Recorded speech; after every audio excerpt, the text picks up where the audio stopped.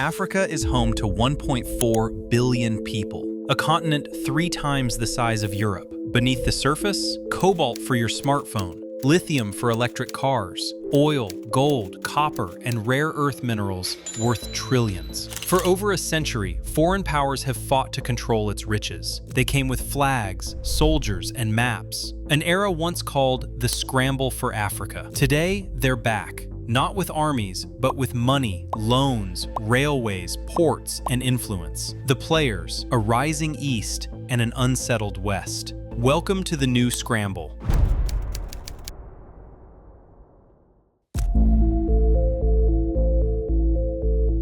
Let's rewind to 1884. European leaders gathered in Berlin for a conference that would change Africa forever. African leaders? They weren't invited. Over 13 weeks, these European powers sat around a table and carved up an entire continent. They drew borders with rulers and pencils, cutting through kingdoms, splitting ethnic groups, ignoring centuries of history. The rules were simple and brutal. If you could occupy the land and extract its resources, it was yours. 3 reasons drove this colonial fever.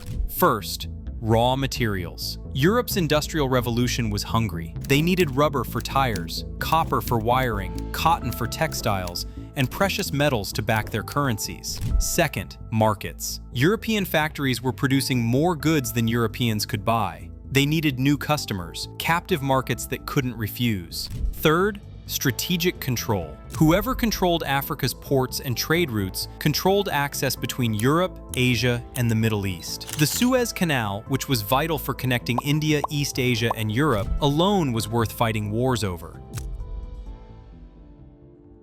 Colonial powers didn't build Africa. They redesigned it for extraction. Plantations replaced diverse farming. Railways ran from mines to ports, not between African cities. Schools taught European languages and loyalty, not engineering or economics. The pattern was always the same. Raw materials shipped out, manufactured goods shipped back in. Africans provided the labor, Europeans took the profits. Fast forward to today, Africa has a huge problem. There isn't enough money to build the roads, power grids, ports, and railways it needs. It needs over $100 billion just to build basic infrastructure. Millions lack reliable electricity. Roads crumble or simply don't exist. Ports can't handle modern container ships. Railways that were built a century ago haven't been upgraded. This isn't just inconvenient, it's an economic stranglehold. Without infrastructure, you can't industrialize. Without industry, you stay poor. Without wealth, you can't build infrastructure. It's a trap. And for decades, the West offered sympathy, some aid, but rarely the scale of investment Africa actually needed. Then China arrived with a different offer. In 2000, China and African nations launched the Forum on China-Africa Cooperation. What started as diplomatic meetings quickly became something much bigger. Chinese companies began investing tens of billions of dollars across the continent. The numbers are staggering. According to the 2025 report from China-Africa Business Council,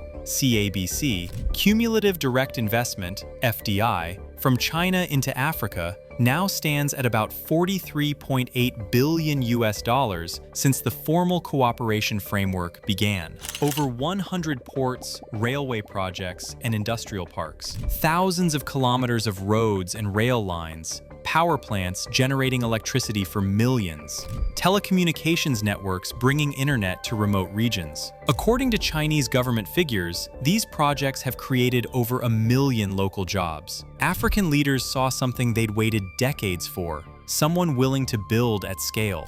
For many African leaders, this feels less like exploitation and more like partnership. But is that really the case?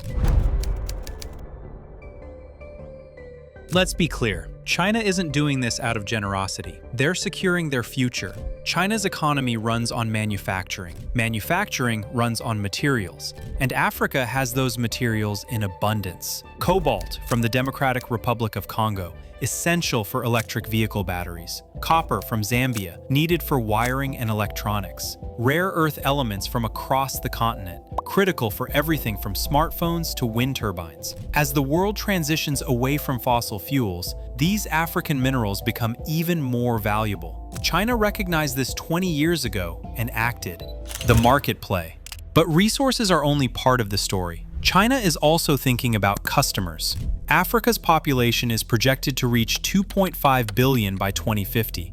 That's a quarter of humanity, most of them young, increasingly urban, and entering the consumer economy. China wants to be the one selling them cars, phones, appliances, and machinery. The infrastructure China builds today creates the trade routes for Chinese products tomorrow. The geopolitical angle. Every port China helps build, every railway line they finance, every trade deal they sign, it's a vote of confidence in China's model of development. It's soft power that translates to hard political support in international forums. When China needs backing at the United Nations, or support for the Belt and Road Initiative, or simply wants to counterbalance Western influence, those African partnerships matter. China isn't colonizing Africa, but they are competing for influence, and they're winning. It's not like Western powers disappeared. Europe and the United States are still deeply embedded in Africa through trade agreements dating back decades. Corporate investments in mining, oil, and agriculture, development aid and military partnerships, financial institutions and banking systems. But something fundamental has shifted. The West used to set the terms. Now they're reacting to China's moves. According to a 2025 report by UNCTAD, United Nations Conference on Trade and Development, foreign direct investment in Africa surged to a record $97 billion in 2024, a 75% increase compared to the previous year.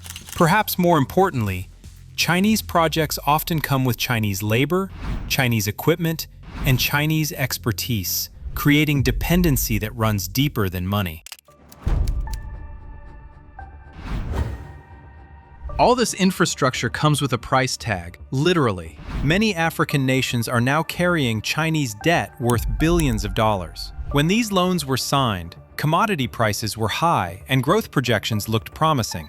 Now, several nations are struggling. Zambia defaulted on its debt in 2020. Kenya's debt to China represents a significant portion of its GDP. Ethiopia has had to renegotiate terms multiple times. The fear is simple. If you can't pay, what do you lose? Control of the port you just built? Mining rights? Policy independence? Or your entire nation whose infrastructure was built by China? China says these fears are overblown. Critics point to Sri Lanka's Hambantota port, which was leased to China for 99 years after debt repayment became impossible. Will African nations face similar dilemmas? Here's the uncomfortable truth. Despite all the new infrastructure, Africa's economic role hasn't fundamentally changed. Raw materials still flow out. High-value manufactured goods still flow in. The factories being built often process resources just enough to avoid tariffs, not enough to build local industrial capacity. The trains and ports that China builds? They connect mines to harbors, resources to ships. Just like the colonial railways did a century ago. New tools, familiar pattern. But it's not all exploitation and debt. Real progress is happening in many places. In Ethiopia, a Chinese-built railway has connected landlocked regions to ports, dramatically reducing transport costs and time. In Kenya, the standard gauge railway has improved mobility and trade despite debt concerns. Power plants have brought electricity to millions who never had it before. Roads have connected remote communities to markets and services. For these people, the changes are life-altering and positive. It's also important to say this clearly. African leaders are not passive victims in this story. They're making calculated decisions about who they partner with and why. Africa's potential remains enormous. A young, growing population, vast untapped markets, renewable energy resources that could power the continent. agricultural capacity to feed itself and export to the world.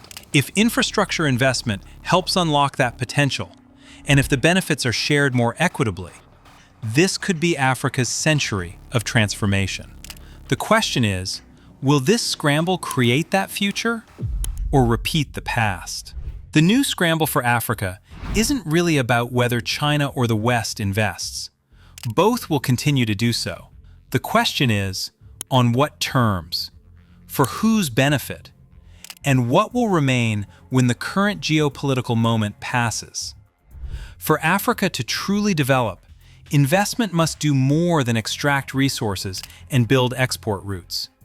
It must create domestic industries, transfer technology, educate workers, and respect environmental limits.